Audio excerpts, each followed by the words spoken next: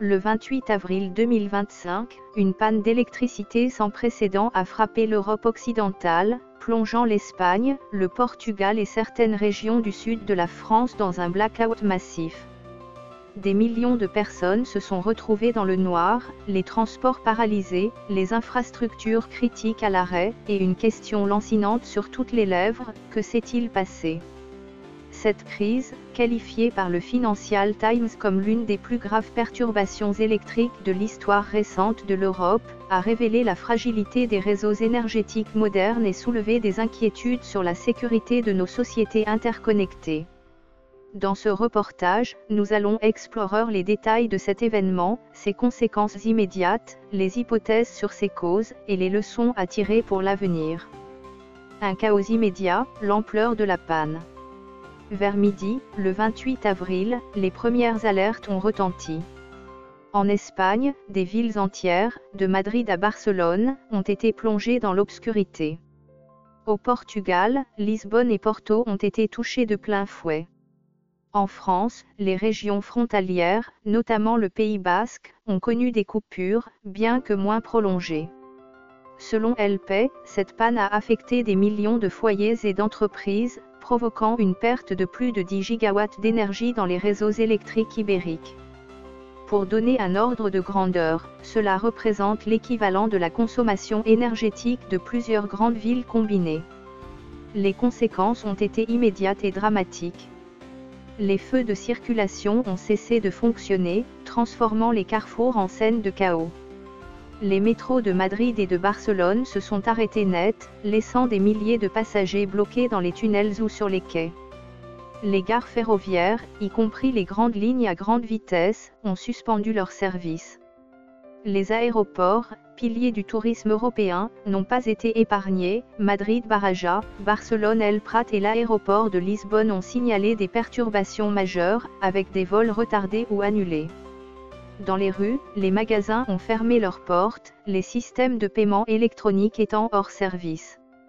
Les réseaux de téléphonie mobile et d'Internet ont été gravement perturbés, isolant les populations et compliquant la coordination des secours.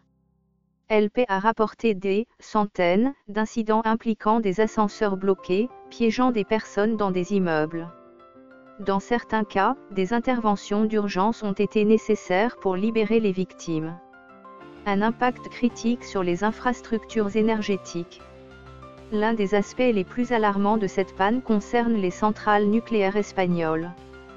Par mesure de sécurité, plusieurs d'entre elles ont été mises à l'arrêt, une décision qui, bien que nécessaire, a aggravé la crise énergétique. Les centrales à gaz et hydroélectriques, essentielles pour compenser cette perte, ont mis du temps à redémarrer. En France, les interconnexions électriques avec l'Espagne ont permis de limiter les dégâts, mais le Pays Basque a tout de même subi une coupure temporaire. Red Eléctrica, l'opérateur public du réseau électrique espagnol, a mobilisé toutes ses ressources pour rétablir le courant. Selon les estimations initiales, le rétablissement complet pourrait prendre entre 6 et 10 heures. Cependant, dans certaines régions rurales ou moins prioritaires, les délais pourraient être plus longs.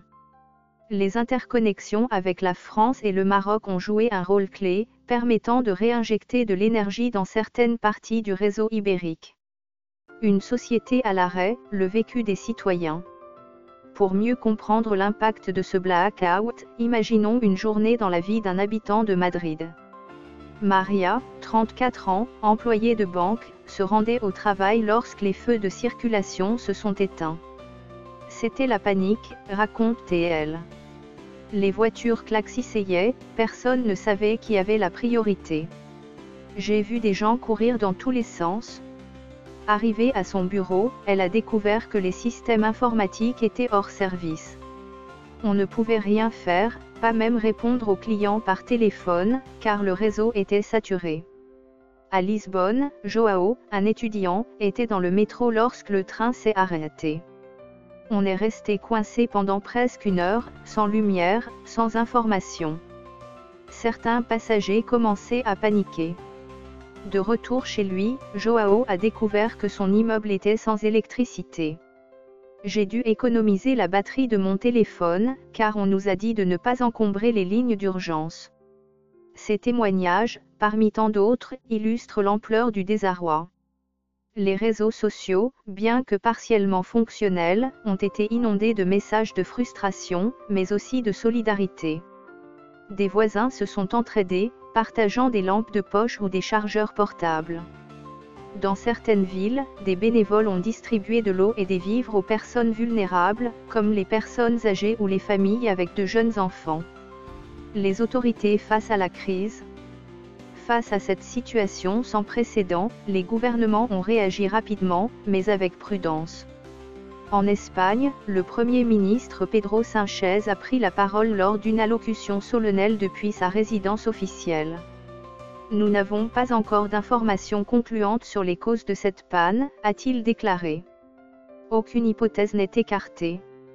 Sánchez a appelé les citoyens à la responsabilité, les invitant à limiter leurs déplacements, à préserver la batterie de leurs téléphones et à s'informer via les canaux officiels.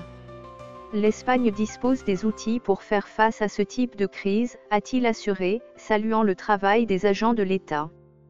Sánchez a également donné des nouvelles encourageantes. Grâce aux interconnexions avec la France et le Maroc, l'électricité a commencé à revenir dans certaines régions du nord et du sud de l'Espagne. Les centrales à gaz et hydroélectriques ont été réactivées, laissant espérer un rétablissement rapide. Cependant, le ministre des Transports, Óscar Puente, a tempéré cet optimisme en annonçant que la circulation des trains de moyenne et longue distance ne reprendrait pas avant le lendemain. Au Portugal, le gouvernement a adopté une approche similaire, appelant à la patience et à la coopération. L'Institut national de cybersécurité espagnol, INCIB, a publié des recommandations sur X, demandant aux citoyens de n'appeler les services d'urgence qu'en cas de nécessité absolue et de ne pas rallumer tous leurs appareils simultanément pour éviter une surcharge du réseau. Les causes, un mystère inquiétant. L'un des aspects les plus troublants de cette crise est l'absence d'explications claires sur ses origines. Les autorités espagnoles, portugaises et françaises travaillent en étroite collaboration pour identifier la cause, mais les hypothèses restent nombreuses. Une défaillance technique, comme une surcharge du réseau ou un dysfonctionnement dans une centrale majeure, est une possibilité. Cependant, elle n'exclut pas une cause plus inquiétante, une cyberattaque. Dans un monde de plus en plus numérisé, les réseaux électriques sont des cibles de choix pour les pirates informatiques. Une attaque coordonnée pourrait paralyser des infrastructures critiques, comme ce fut le cas lors de cyberattaques passées contre des réseaux en Ukraine ou en Inde. Bien que rien ne confirme cette hypothèse pour l'instant, elle alimente les spéculations et ravive les débats sur la cybersécurité en Europe. Une autre piste concerne les conditions météorologiques.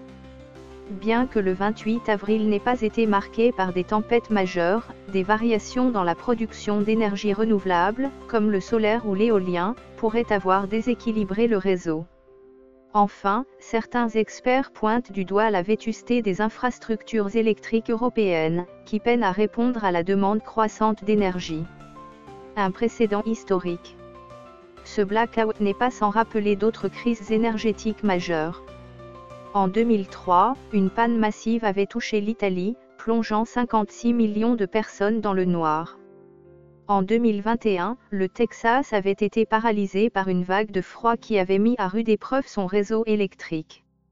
Chaque fois, ces événements ont révélé des failles dans les systèmes énergétiques et poussé les gouvernements à investir dans la résilience.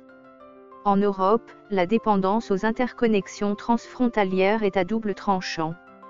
Si elles ont permis de limiter les dégâts en France et de rétablir partiellement l'électricité en Espagne, elles rendent aussi les pays vulnérables aux défaillances en cascade. Le blackout du 28 avril pourrait devenir un tournant, incitant l'Union européenne à revoir ses priorités en matière d'énergie et de sécurité. Les leçons à tirer. Alors que les équipes techniques s'activent pour rétablir le courant, une question se pose: comment éviter qu'une telle crise ne se reproduise? Plusieurs pistes émergent. Tout d'abord, la modernisation des réseaux électriques est une priorité. De nombreux pays européens s'appuient encore sur des infrastructures datant des décennies passées, inadaptées à la transition énergétique et à la montée en puissance des énergies renouvelables. Ensuite, la cybersécurité doit devenir une composante centrale de la gestion des réseaux. Des exercices de simulation et des protocoles d'urgence pourraient permettre de mieux anticiper et contrer les attaques potentielles. Enfin, une meilleure coordination au niveau européen est essentielle. La création d'un réseau électrique européen, plus intégré, avec des réserves d'énergie partagées, pourrait réduire les risques de panne en cascade. Le blackout du 28 avril 2025 restera dans les mémoires comme un moment de fragilité, mais aussi de solidarité. Des millions de personnes ont été touchées, mais des millions d'autres se sont mobilisés pour aider leurs voisins, coordonner les secours ou simplement garder espoir. Cette crise nous rappelle une vérité fondamentale: dans un monde interconnecté, notre force réside dans notre capacité à coopérer face à l'adversité. Alors que l'électricité revient progressivement, les enquêtes sur les causes de ce blackout se poursuivent. Qu'il s'agisse d'une défaillance technique, d'une cyberattaque ou d'un avertissement sur l'état de nos infrastructures, une chose est sûre, l'Europe doit tirer les leçons de cet événement pour construire un avenir plus résilient. Restez informés, restez prudents, et surtout, restez connectés.